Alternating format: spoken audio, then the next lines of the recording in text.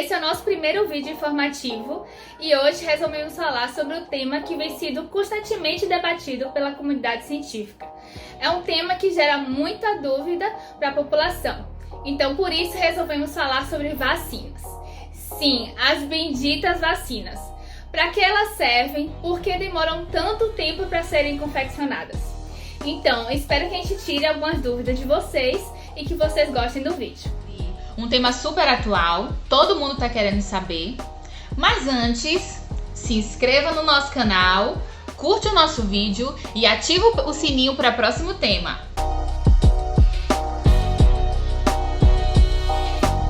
Então, galera, vamos entender o que seria uma vacina? Então, vacina é a principal forma de proteção prolongada contra doenças que nós temos, certo? Ela tem como objetivo ajudar o nosso sistema imunológico à proteção. Então imagina, o nosso próprio corpo já produz uma proteção específica contra determinada doença. Acontece que para que isso aconteça leva um certo tempo. Então imagina, vamos imaginar que seja um vírus, por exemplo. O vírus entra no corpo, as células do nosso sistema imunológico reconhecem aquele vírus, precisa expor aquele vírus, uma parte dele, para outras células que são responsáveis por produzir anticorpos e aí sim, esses anticorpos, que seriam proteínas, essas proteínas grudam nesse vírus e esse vírus não consegue entrar em uma outra célula e promover uma próxima infecção de uma outra célula, certo? E o que acontece? A vacina, ela adianta esse processo. Então é como se ela conferisse pra gente essa proteção antes mesmo que a gente tivesse contato com aquele vírus. Então, a ciência ela vem depositando sua energia no estudo das vacinas, então na vacinologia. A vacinologia é o ramo da ciência que estuda as vacinas, certo? Então, a ciência vem depositando toda a sua energia nesse estudo e é importante falar que para produzir uma vacina, trata-se de um processo bem trabalhoso, de um processo que exige de muito estudo. Então, para que a gente consiga ter uma noção, imagina que a cada 100 propostas de vacina que existem, apenas 3 chegam até o final, chegam a ser concretizadas.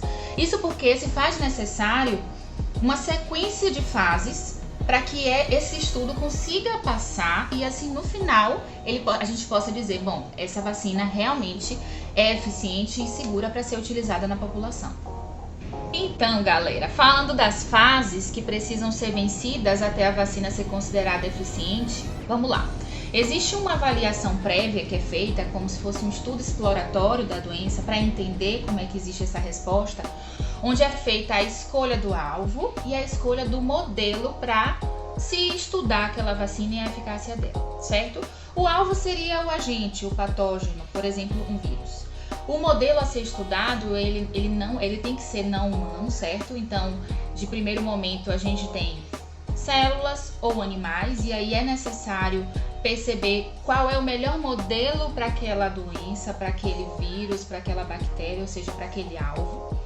Depois de ter feito essa fase, que é a fase exploratória, uma fase de muito estudo, ela chega a durar de 5 a 15 anos, certo? A gente tem a primeira fase de avaliação de fato dessa doença. Então, já defini qual é a vacina, eu vou para a primeira fase, que é a fase de segurança. Nessa fase, eu avalio a vacina num grupo pequeno de indivíduos saudáveis, certo? A fase 2 é a fase de eficácia, onde a gente continua avaliando a segurança dessa vacina, agora para um grupo um pouco maior, ainda de indivíduos saudáveis, certo? E aí a gente tem como objetivo principal avaliar a resposta imunológica que aquela vacina está promovendo, para ver se realmente é a resposta imunológica que a gente tem de interesse. A próxima etapa, que é a terceira etapa, é a etapa também de eficácia, mas a gente faz uma avaliação um pouco maior. Então, o número de indivíduos que são avaliados, que são estudados e que foram submetidos a essa vacina, trata-se de indivíduos que têm contato, já tiveram contato com aquele vírus, por exemplo, com aquele agente. E aí a gente faz uma investigação dessa resposta, da eficiência dessa resposta imunológica, para ver se realmente ela é protetora. Uma vez sendo eficiente, sendo protetora, chegamos na última fase, que é a fase em que essa vacina ela é exposta para a sociedade, ou seja, milhares de pessoas têm acesso a essa vacina, utilizam, mas ainda assim se faz necessário o acompanhamento dessa vacina na população, ver se existe algum efeito adverso que está acontecendo muito presente, enfim, ver como ela se comporta de fato quando está sendo exposta para milhares de indivíduos de perfis diferentes, e ver se realmente ela é eficaz. Isso mesmo, Gel. Mas agora que a gente já sabe sobre o que é vacina, para que elas servem, eu resolvi trazer para vocês 3 exemplos de vacinas para que vocês possam compreender melhor esse tema, que acaba sendo um pouco complexo. Bom, nosso primeiro exemplo de vacina é a vacina contra a gripe, que todo mundo já conhece. Essa é uma doença ocasionada pelo vírus da influenza. É transmitida por via respiratória. O objetivo dessa vacina é reduzir os riscos de infecção do vírus e, dessa forma, diminuir as possíveis complicações, porque ela é composta por componentes, com alguns componentes de vários tipos de vírus do influenza, como por exemplo H1N1 e H3N2, e esses componentes estão na sua forma inativada, ou seja, eles não vão desencadear uma resposta inflamatória, e sim, simplesmente uma resposta de defesa. Como a gente já sabe, a vacina da gripe ela é administrada anualmente. E por que isso acontece? Porque o vírus da gripe ele é altamente mutagênico. Mas Tabri, o que significa mutagênico? Ele simplesmente tem uma alta capacidade de transformação. E como ele se transforma a cada ano, é necessário que a gente atualize essa vacina para que a população ela fique protegida. O nosso segundo exemplo é a vacina contra o sarampo, que tem uma história bem interessante e triste ao mesmo tempo. A doença do sarampo ela é uma doença infecciosa de alto contágio e ela é causada por um vírus chamado de morbilivírus. Tem como sintomas erupção cutânea, febre alta, tosse, coriza, pode ocorrer conjuntivite e levar as pessoas ao óbito. Na década de 80, o sarampo era considerado uma doença endêmica aqui no território nacional. Era tipo a dengue ou a zika atualmente.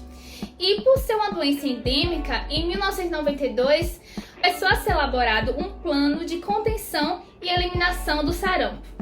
E foi surpreendente que na época várias pessoas, a maioria da população, cerca de 96%, acabou aderindo a esse plano de eliminação do sarampo.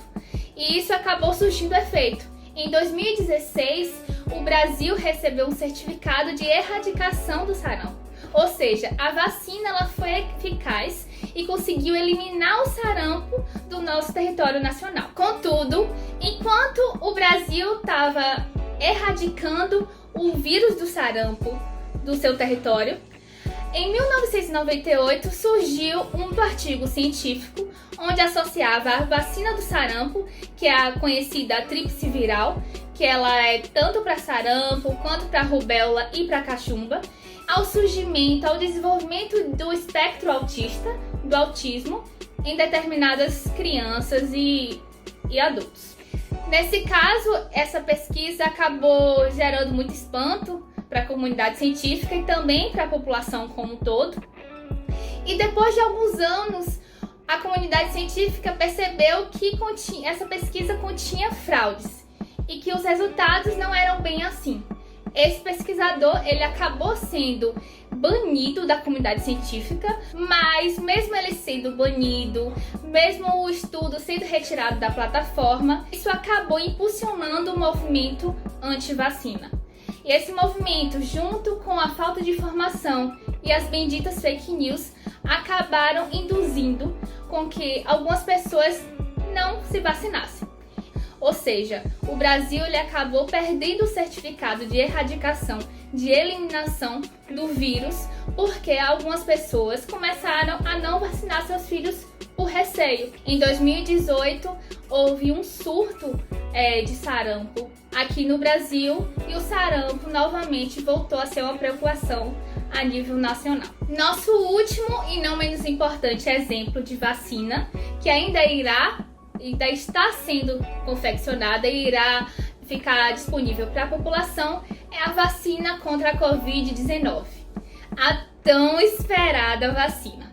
Então, como vocês Já ouviram por aí, a doença da Covid-19, ela é ocasionada pelo vírus SARS-CoV-2, vulgarmente conhecido como o novo coronavírus, e ela é transmitida por via respiratória. A gente não vai entrar um pouco aqui sobre a doença em si, porque o nosso próximo vídeo vai ser sobre isso. Atualmente existem centenas de projetos com o objetivo de elaborar a vacina para a Covid-19, mas a maioria desses projetos ainda está na fase inicial, na fase 1. Dentre esses projetos, 10 vacinas já conseguiram alcançar a fase 3, que já é a fase de analisar a eficácia da vacina.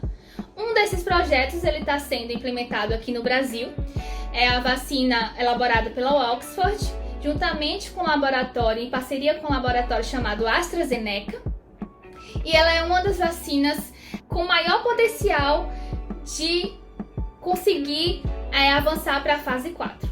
Em média, são necessários 10 anos para a criação de uma vacina que seja eficaz contra determinada doença. Mas devido ao cenário atual de crise que a Covid-19 tem ocasionado e também ao constante engajamento dos cientistas para a criação dessa vacina, espera-se que com a Covid-19 seja diferente. Bom, dessa forma é muito importante destacar que essa evolução, que essa rapidez para a geração da vacina está intimamente relacionado a investimentos anteriores.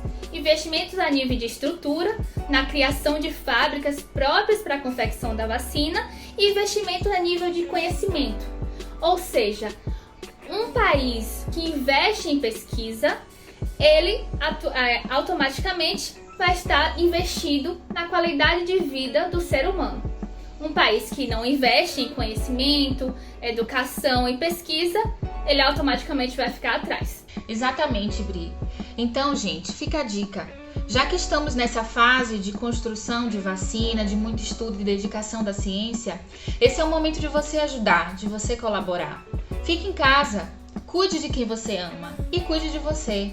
Agora não é o momento de ir na casa de um amigo, de ir visitar um familiar, de ir pra rua, pra shopping, pra praia. Não, esse é o momento de ficar em casa, de se cuidar e de se proteger. Vocês ficam de lá e a gente de cá, trabalhando para melhoria e resolução desse problema, certo? Espero que vocês gostem.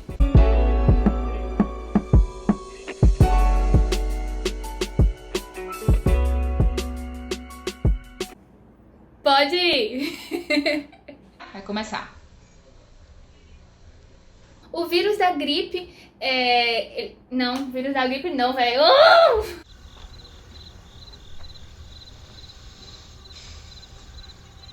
Na década de 80, o sarampo...